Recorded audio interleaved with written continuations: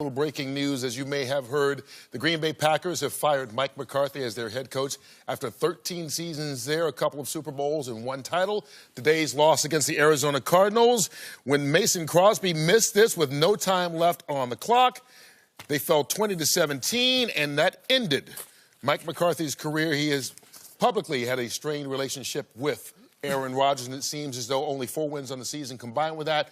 Well, that was enough for the Packers to decide to move on. We will talk about that and much more. But right now, we want to bring in our NFL insider, Jay Glazer. And Jay, you just got off the phone with Mike McCarthy. What did he tell you? Yeah, look, just talked to Mike, and he said, first and foremost, I want to thank the Packers organization. He's known, obviously, as you're saying, Kurt, what's happened with him and Aaron throughout this entire season. It didn't come as such a shock that maybe it could happen at some point at the end of this season, but not today. Shocked him that it happened today. He said, I still want to thank the Packers organization. I love being part of this organization, love the winning ways, love everything that they've brought here, the success we've had together. He said, but right now at this point, I just want to take care of my family. I want to go home, make sure they're okay. So McCarthy is handling his family right now, still obviously dealing with the shock. So right now, what the Packers are doing moving forward is Joe Philbin, who used to be with the Dolphins, he'll become the interim head coach. They're all going to have a meeting tomorrow at 11 o'clock to move forward with Joe Philbin as new head coach, the interim head coach of the Green Bay Packers. All right, thanks a lot, Jay. Philbin was brought back this season as the offensive coordinator. This is his second stint with the Green Bay Packers as well. And, guys, I want to talk a little bit here. Let's start with you, Terry.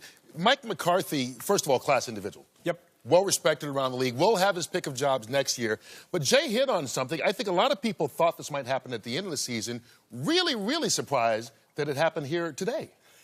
This is Aaron Rodgers' 35th birthday today. Yeah, it is. That's right. So happy birthday, Aaron. You got you're 35 and your coach is fired. So got to make you happy, I guess. It's kind of hard for me to believe in this day and time of football that we hear about a quarterback and a head coach's relationship. It gets so muddled up that the quarterback has more power than the head coach. And that, to me, is sad when you look at 8 seasons of 10 wins and a Super Bowl.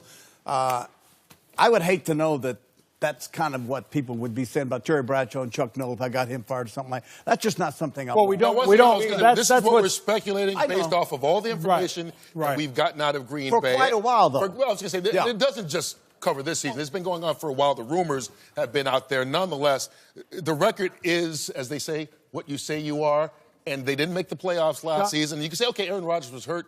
This year, Rodgers has been there, even though he did get hurt early, Howie. Shocking and only 4 wins right that an Aaron Rodgers team is this bad from a record standpoint.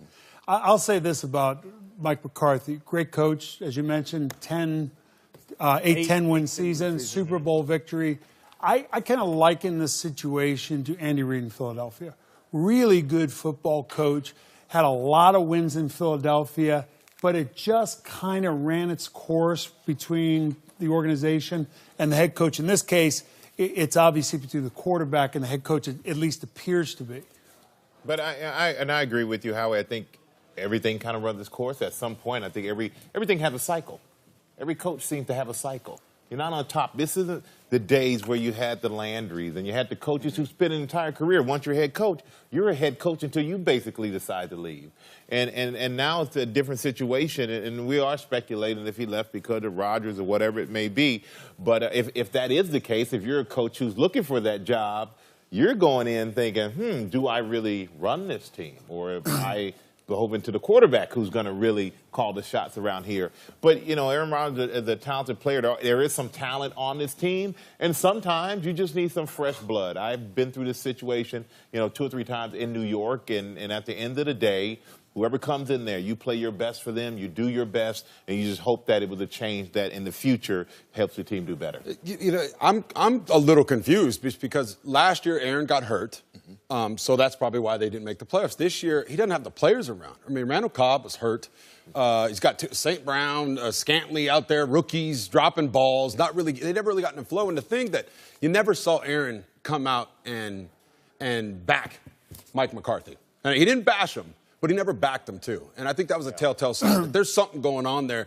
And like you said, everything has its course. It is funny. Back in the Back in the day, divorce wasn't something that was done. You know, as we've got this new age, if you don't win or you have 2 losing seasons from the music that they were able to make together, I think it's really hard that they can't get it together because they had something really special for a while. I think it's just, I mean, why are we sitting here talking about, well, the speculation that it's Aaron Rodgers? You know, why? It's because that's what's been said. Well, that's not just something that's made up. Where there's smoke, there's usually. Exactly. This wasn't the first season we've heard this. And Rodgers had the knee injury earlier this year, too, which did not help. And divorce, sometimes you try and you just can't. Like, I've been trying to divorce being Jay Glazer's friend for 25 years. You can't get rid of the guy. The like a one roach. thing I think it's also important to remember, we talk so often about how this game comes down to little decisions. If you go back to the start of the season, that call against Clay Matthews against Green Bay, so that game winds up being a tie. The Rams Then game. the Rams game, you tell the guy to take the knee in the end zone. He comes out, brings it out. Now, of course, not there anymore. That was Montgomery. the one. But those are 2 games that now, instead of 4 wins, looks like you would have had 6 wins. Confidence. And all of a sudden, the team is going That still was in the the one. playoff hunt. Things are different. The Rams game, the Rams riding high, great football team on the road in Los Angeles.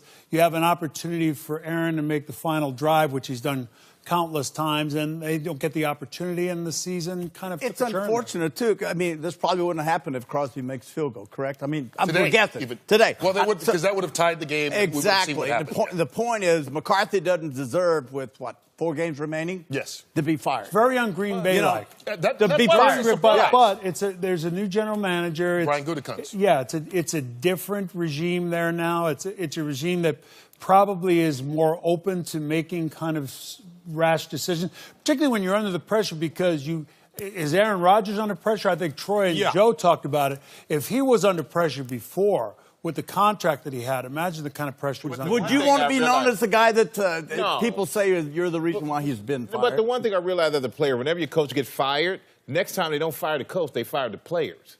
So, okay, the coach is gone this time. If you don't win next time, apparently it's not the coach. We need better players in this organization.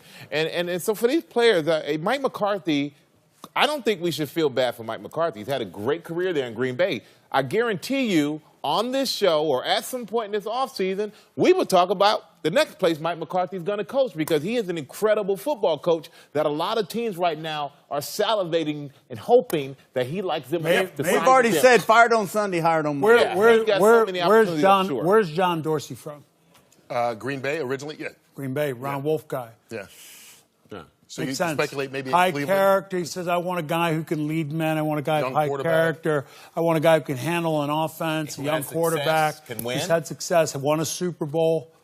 John Dorsey. Well, there's one thing for sure. They are both. These guys are champions, both of them. And they're both going to land on their feet. I think we have no doubt about it. They're both going to be successful. I think if you had to pick who has the most pressure, Aaron Rodgers, to me, going forward, is the guy that more eyeballs are going to be on from this point. Yeah. Nothing has changed, really, as far as the standings, nor the order goes, but the teams at the top keep on winning, meaning the Steelers and Chargers contest tonight is a pretty big one as far as the overall picture goes in the AFC. Meanwhile, in the NFC, a couple of things did change. Your Seattle Seahawks are now in the wild card spot. They own that 5th place position right now. The Vikings have dropped out, at least for the moment. Washington holding on to that 6th slot. But the door is kind of open now for the Philadelphia Eagles if they can beat the Redskins in Monday Night Football. And how, as we take a look here at the standings, particularly in the NFC, Seattle, and we talked about them.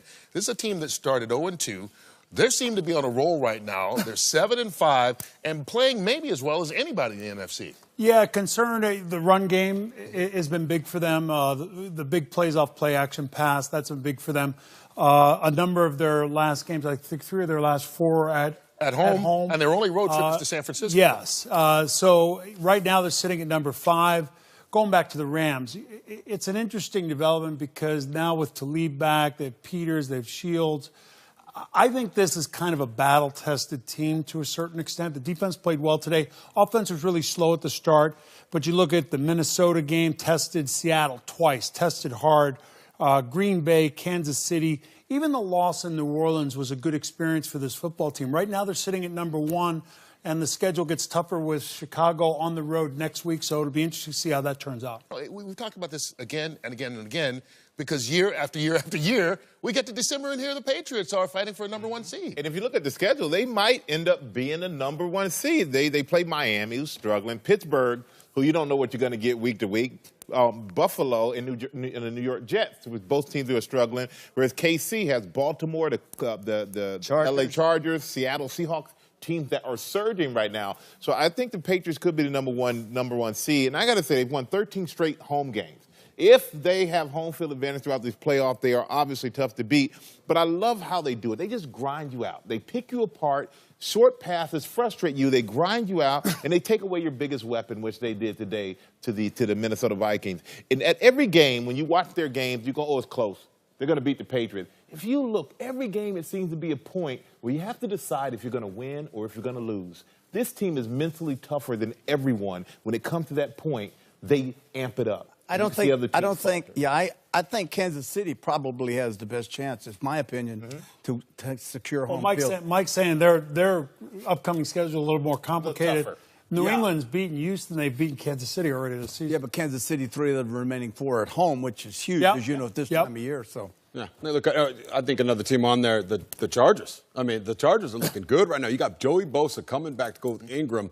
Defense is really, really good. And I think that's all that Phillip Rivers needed. I mean, he's never really had this type of defense. Last time he had a type of defense like this, I think they went to the AFC Championship game. And I would not be surprised if they're able to make a serious run come that championship. They got the Steelers tonight. Got the Steelers tonight. Big game.